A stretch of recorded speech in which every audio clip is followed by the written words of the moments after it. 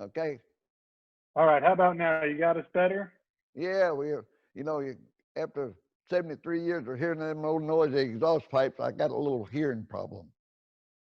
All good. Well, listen, we appreciate you joining us today and congratulations on making the Hall of Fame. For our media joining us today that may be unaware of Red's accomplishments, he is a four-time NASCAR champion, 1956 modified champion. He won three straight late model sportsman championships from 1969 to 1971. And in 1998, he was named one of NASCAR's 50 greatest drivers.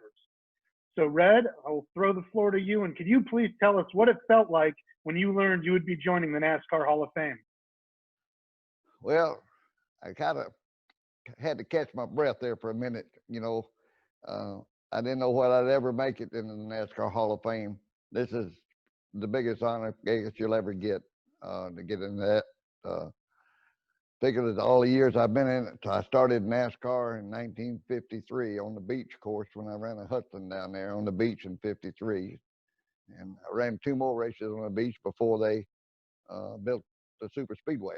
And I ran the last one in '58. So I've been in NASCAR for a long time, and I got to run against a lot of the great drivers. I got the Pioneer Award, and that's being a pioneer. I'm proud of the pioneer. Be honest, be that I'm glad they came up with this pioneer a bunch, but because most of the people that uh, put you in the Hall of Fame wasn't even born when we was racing, when I was racing. So they don't really know what happened back in the 50s, 60s, and 70s. They only see what's happened in the last 20, 30 years that they've been in business. So it was kind of hard to get recognized as a pioneer. But this new award, I think it's going to be great. It's going to get some of the old fellas back in there, So, I had the honor of racing against Fireball Roberts and Curtis Turnley, Joe Wedley, Lee Petty, Buck Baker, Tiny Lund, and Joe, all those guys back in the 50s and 60s and 70s. And I wouldn't take anything for that opportunity. Everybody said, why weren't you born 30 years later and be racing for all this money? I said, yeah, but those guys can't have the honor that I had to be able to race against some of the great drivers that started NASCAR. Well, that's great. Thank you so much. We're going to open up and take media questions now. For our media joining us, please raise your hand in the room if you have a question for Red. And obviously, please try and speak up so he can hear your question. And the floor is open to any media. We will go to motorsport.com. Luis Torres, please. Motorsports Tribune. But hey, Red, congratulations on going into the 2021 Hall of Fame. Thank you very much. I appreciate it. My pleasure. Being very young, but has understood and respected the history of the sport. Out of all the competitors you've been through it all, which one has been probably the toughest competitor that people may not heard of? That would be hard to say when you race. I started racing in 1948, and so you really look at it, that's 9 decades. And I've raced with so many great drivers that you just can't, I can't name them all. I mean, it's just, during each decade, you had some great drivers to run against. Just like I said, Fireball Roberts used to come down to West Palm Beach and race on a half-mile dirt track with me. And he was a great driver. That's back in the early, in 48 and 50, 51, through there.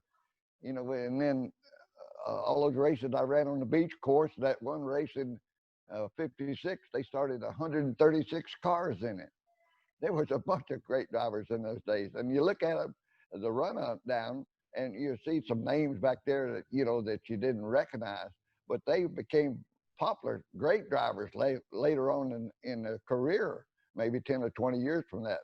But I couldn't say it. I mean, when we've had the Alabama gang started through the 60s and 70s with Bobby and Donnie and myself that started the Alabama gang, they were the two of the guys I'd have to outrun. I mean, I knew that if I went to the racetrack, Huntsville, Montgomery, Birmingham, Pensacola, or wherever we had to race, or Mobile, if I was going to win that race, Bobby and Donnie was the two that I was going to have to outrun. They were tough competitors. always was. We was good friends, but when we got on the racetrack, it was every man for himself. But you know, there's just so many great drivers through the years. You just can't pick them. I mean, I could name 50 drivers that I thought was great drivers, and it was an honor to run against them all the way up to I ran my last race in Daytona in 1992, I think it was, in an ARCA race, and that was thing. And then I won the Permitex 300 in '71, and that started. I wasn't going to race for that third championship after 2 years of traveling all over the country and pulling a open trailer and traveling 20, 25 hours with no interstates, you know, all over the country racing for points. We wasn't going to run. So when I come to Daytona in '71, I won the Permitex 300 for the first time, and here I was leading the point standings again. So I went ahead and won it again in '71. But I think the thing that to me has really meant more to me in all those years, I won 4 more popular driver awards. But when I won those awards, it was voted on by NASCAR members only. No media, no fans, nobody else. You had to have a NASCAR license to vote on that. So the people that I raced against every week, and my peers, they voted me most popular driver. Those were 4 of the great honors that I think I got to in my career, by having your fellow people that you race with every week vote you that way. Well, thank you very much, and once again, congratulations. Thank you. We'll now move to Bobby from BronxNet TV. Thank you, Josh. Congratulations again, Red, as well. You know, when you were coming up driving and you were racing, did you ever dream of an accomplishment like this? And what do you think it takes to be a Hall of Famer? Well, no, I wouldn't say, because I will tell you, my first race when I raced NASCAR in '53, my mechanic and myself, Wayne Cackley, drove the race car up from Miami to Daytona. I didn't even have a trailer or a tow truck. We drove the Hudson up there with a suitcases in the back seat and a toolbox in the trunk. And we drove all the way 350 miles of that race car to Daytona to start racing. Now that's how green I was when we started NASCAR, when I bought my first NASCAR license in '53. Didn't have a tow truck, didn't even have a trailer.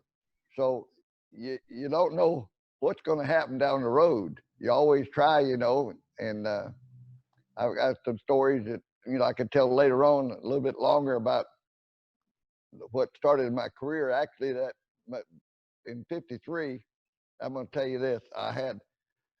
I went to several big shot drivers, let's say, when I was up there, because I was a rookie and didn't know anything about Daytona Beach or what to do with the cars and tire pressures and stuff like that. And I went to quite a few different places, and they had little barricades around their areas, you know. They were big shot drivers back in those days. And I couldn't get no information from none of them. And it really kind of upset me. And then I went to Ralph Moody, and Ralph Moody stopped and told me what kind of air pressure and a few things do to me. And I said to myself in that day, I said, well, I don't know where I'll ever be 20 years from now, or 10 years from now, or 30 years from now. But I hope I don't ever get to where I can't take time to help somebody that needs some help in the race car. And I thought about Ralph Moody. I said, if I ever become anything a champion, I don't want to ever forget where I came from, and I don't want to ever not be able to help somebody as much as I can. And that was really impressive to me from Ralph Moody to be able to stop. He was the only one that took time to help me out, not knowing I didn't know nothing. But I've always tried to race my career the same way. Anytime I could give advice or help a rookie, then I wanted to do it. Congratulations. Next, we will go to Zach Albert from NASCAR.com. Hey, Red, I just wanted to know what's next for you. I know that the NASCAR Cup Series is coming to Talladega this weekend, and that there's a bunch of racing on tap at the short track too. So how do you plan to celebrate, and are you going to be racing this weekend? Oh yeah, I was working on my car this morning trying to get it ready. I had a little fender bender last Saturday night in a 40 lapper up there, and they started 24 cars. I started 13th right in the middle of the pack from qualifying, but I got in the fender bender about the third lap and had a 3 or 4 car pile up right in front of me, and I slid into it and knocked the nose up pretty bad. So I'm getting my backup car ready for Friday and Saturday night at Talladega Short Track. So I'm looking forward to running again. We always race 2 nights a week during Talladega weekend, and it's going to be the same thing this week. So I'm getting my GRT car ready now for Friday and Saturday night. I'm going to go out there and do my best and have some fun. Great. I guess what still drives you to keep at it? I mean, even at 87 years old now. Well, yeah, this is my 73rd year racing when I ran the Ice Bowl. I don't know. It's kind of hard to explain. And I still enjoy it so much. I enjoy working on my race cars. I enjoy going out there and being with all the guys in the pits and going around. And I'm still halfway competitive. I always run in the top 10. I think last year I had 12 top 10 finishes and 5 top 5, finished 6th in the point standings. And the year before that, I finished 3rd in the point standings. So I'm still running and being competitive, and I still enjoy it very much. I mean, I've won so many races that I don't have to win anymore. I just go out and have a good time. If I go out and run 7th or 8th and battle somebody and make a little bump here and there and just really have a good race, then I've had a good time. And so that's all it means right now is to go out there. It's just like yourself. If you're a professional golfer and you kind of retire, you still want to go out on the weekend and play with your buddies and play a game just for the fun of it. Well, that's basically what I do right now. I don't have to win anymore. I just have a good time out there racing. Great, thank you. Hey, Red, I wanted to follow up on that question. Your stats are hard to find in the record books. A lot of short track racing over the years.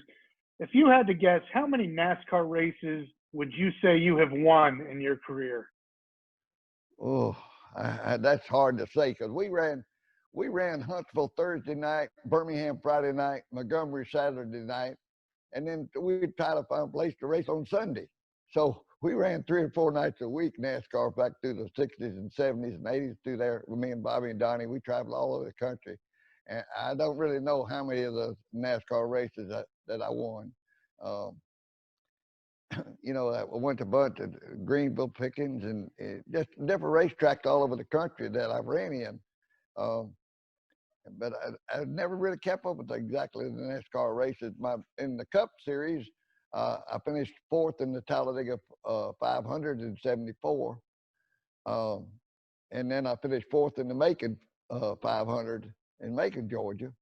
That was my 2 best finishes in the Cup Series. Back when I was running in that deal, if you didn't have a factory ride, you was an also ran. And that wasn't my cup of tea. That's like kissing your sister. And I was not going to be an also ran back then there because I didn't have the factory back and run 25th or 30th and just say I was a NASCAR Cup driver. I'd rather go back and run short track races and win them and not be a Cup driver, but still NASCAR driver, but run where I could win races because I wasn't going to be a back marker. So that's the main reason I didn't run like what Bobby and Donnie did. They left and went to the Cup Series, and I didn't have the factory at the time, so I just stayed there. But one thing I got to say too, I've got the longest sponsorship in racing history for anybody that I know of. Long Lewis Ford has been on my car for 58 years. They'll be on it next Friday and Saturday at Talladega Short Track. In 1962, they came to me and wanted to know if I'd put a Ford motor in their car, and they'd sponsor me. And they got me a Ford motor, and I put it in the car, and they said, don't put my name on the car this week. And that's okay. So I went out there, and I won the feature the first night with that car. And they said, put the name on it next week. And we shook hands, and that was 58 years ago. And they're still on my car today. And it was on a handshake, no lawyers, no contract, nothing, just a gentleman's agreement. That's the way you ought to be able to do business. That's great. Thank you so much. We'll go to Bob Pockris now with Fox Sports. Yeah, Red, you're being inducted with Dale Earnhardt. What does Dale Earnhardt? What do you think of when you think of Dale Earnhardt Jr.? What type of person he is and what type of he is? Oh, well, I'm glad to see it now. You know, to talk about something else, I'm going to tell you a little something. In 1956, when I won that NASCAR, my first national championship, Buck Baker was a Cup champion. I was the modified champion, and Ralph Earnhardt was the sportsman champion that year. So that's how long I've been on the Earnhardt. You know, I've raced against all of them. So I raced against Ralph a lot, and then Dale too, and then of course Junior is great too. So I'm just glad to see him in there. Thank you. Thank you. We have one more question, Red. This one comes from Jerry Jordan with Kicking the Tires. And he wants to know, he says, it's easy to say that this is the biggest moment of your career, but what does this moment outrank? What was the greatest accomplishment in your career before the Hall of Fame?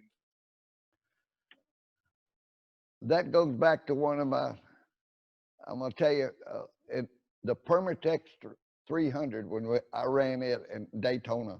I'd been trying since I ran the first race there in '59, and I ran it every year.